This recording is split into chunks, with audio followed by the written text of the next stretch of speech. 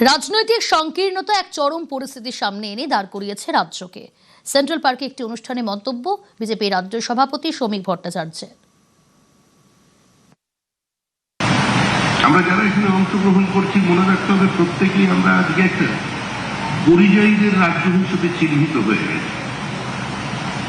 মেধা পশ্চিমবঙ্গ থেকে চলে গেছে। রাজনীতির আঙ্গিকের বাইরে কোনো কিছু চিন্তা না করতে পারা একটা বিক্ষিপ্ত অসমাপ্ত মেধা আজকে চরম সর্বনাশের দিকে আমাদের নিয়ে পৌঁছে। গণতন্ত্রের প্রাথমিক শর্তই হল বিরোধিতার অধিকার, রাইট টু ডিসেন্ট। এই রাইট টু ডিসেন্টকে যদি কেউ বাজেয়াপ্ত করতে চায় তাহলে সেই সরকার বা সেই গণতান্ত্রিক ব্যবস্থা দীর্ঘদিন টিকে থাকতে পারে। এসটিএফ এর জালে আরো এক ISI agent runner of Ijaz এবং জাফর শ্যাম, তারপর আরো এক আইএসআই এজেন্ট এসটিএফ এর জালে।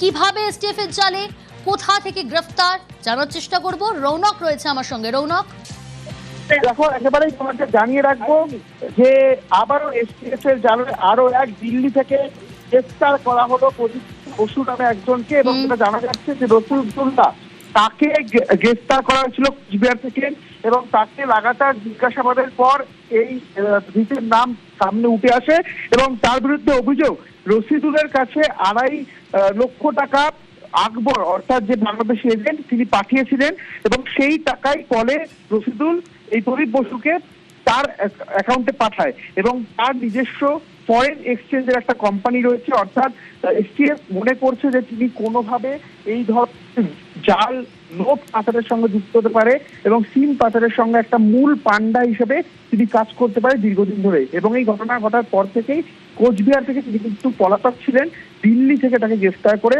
আজই কিন্তু ট্রানজিট রিমান্ডে নিয়ে আসা হয়েছে। ওকে।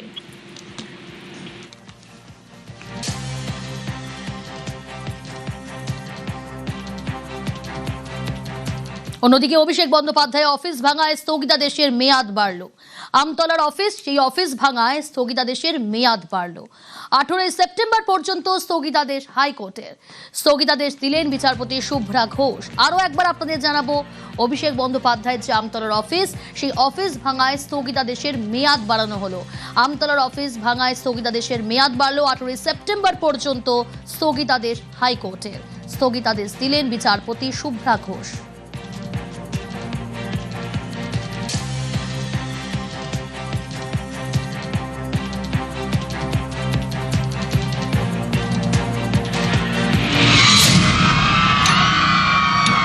গেটের সামনে ছিল ফ্রিজ রাখা, বলে ওখানে আগুন লেগেছে। ওরা বাইরে বেরোতে পারেনি, ভিতরে ঢুকে গেছে, ভিতরেগুলো সব মারা গেছে।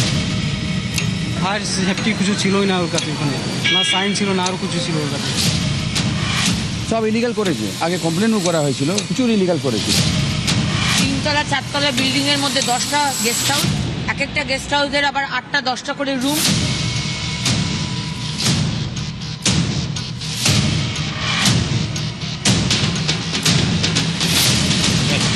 फायर लाइसेंस नीचे गए। अच्छा, हम लोग तो अप्लाई कर रहे हैं, अगर आप लोग देने तैयार है तो हम क्यों नहीं लेंगे। যা তা করে ওরা চালা, লাইসেন্স আছে কি না ওটা কোনো অসুবিধা নেই। লাইসেন্স না থাকলে কি আর হোটেল এখানে করতে পারে? একটা 1 কোটি 2 কোটি দাম হোটেলের।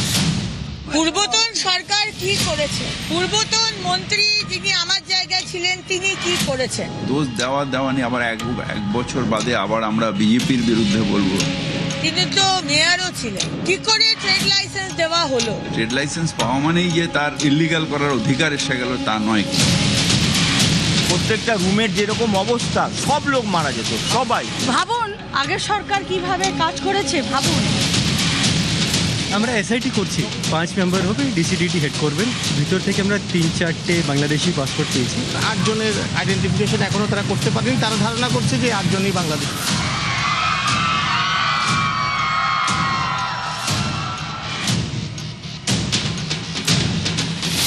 जब भी आया इंस्ट्रूमेंट चेक किए, पूरा फायर का चेक करके हम लोग को एनओसी देते, नो ऑब्जेक्शन सर्टिफिकेट। যারা এই এনওসি দিয়েছেন মুখ্যমন্ত্রী শুভেন্দু অধিকারী কাউকে স্পেয়ার করবেন না, no body will be spared. কারা এই হোটেলের পারমিট দিয়েছে, ট্রেড লাইসেন্স দিয়েছে, পূর্বতন সরকারের কারা কারা দায়ী সব দেখা হবে। দোষ চাপানো নিয়ে মানুষের জীবন বাঁচানো যাবে চলবে না। 9 জন মারা গেছে, এগুলো করতে দেব না।